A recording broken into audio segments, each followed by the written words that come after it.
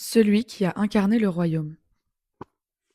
Ô toi qui cherches la lumière, écoute les paroles sacrées du Christ, ce grand frère dont l'âme résonne aux cieux.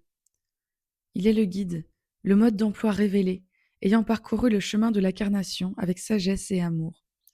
Il est le temple parmi les hommes, la manifestation divine sur terre. Nul ne vient au Père que par moi, a-t-il déclaré, car seul celui qui habite véritablement son propre temple peut élever son esprit vers l'Éternel. Le chemin est encore obscur pour beaucoup, mais la compréhension viendra telle l'aube d'un nouveau jour. Les âmes encore en quête apprendront bientôt le sens profond de ces mots. Viens avec moi, suis-moi, nous murmure-t-il dans l'intimité de notre cœur. En lui, le lien sacré entre le Père et le Fils s'illumine. Celui qui s'unit à cette vérité découvre le véritable secret de la vie.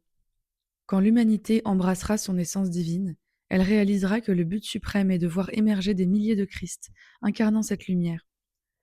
Lorsque, dans le cours des âges, une civilisation entière se lève, illuminée par cette sagesse, elle se transforme alors en une civilisation christique. Ainsi, reconnaissons que chacun de nous porte cette potentialité et qu'en suivant le chemin tracé par le Christ, nous serons un jour des porteurs de cette flamme éternelle. La conscience, reflet de l'essence divine, se trouve prisonnière de son véhicule de chair, étranglée par les limites de la matière. Mais lorsque cette conscience s'unit à la conscience universelle, elle transcende les chaînes physiques. L'esprit s'éveille et, à son tour, impose son règne sur le tangible. Si, en votre sein, aucune pensée ne vous murmure que l'impossible vous est tout de même réservé, alors la voie s'ouvre et vous agissez. Semblant simple, ce chemin est dissimulé sous le voile de l'illusion collective. Dans cette sphère où des milliards d'âmes vibrent en corrélation avec la matière, la fréquence émise nous maintient captifs, enserrés dans les limites d'un monde illusoire. Cependant, sachez que cette condition n'interdit pas l'émergence d'une nouvelle réalité. C'est un processus de transcendance, un voyage graduel vers l'éveil. Quand l'humanité, après avoir scruté les profondeurs de son âme, prend conscience de son essence véritable et voit se déchirer le voile de l'illusion, qu'est-ce qui pourrait encore la retenir dans ce carcan ? Ainsi, nous parlons de migration de la conscience. Car bien que celle-ci soit entravée par le corps de chair, la conscience spirituelle, elle, est libre des entraves matérielles. Ouvrez les yeux, ô frères et sœurs, car la clé de votre libération réside en vous. Lorsque, voyageur des flots, tu te retrouves en mer, ressens la force des vagues qui s'écrasent avec rage sur la coque du navire.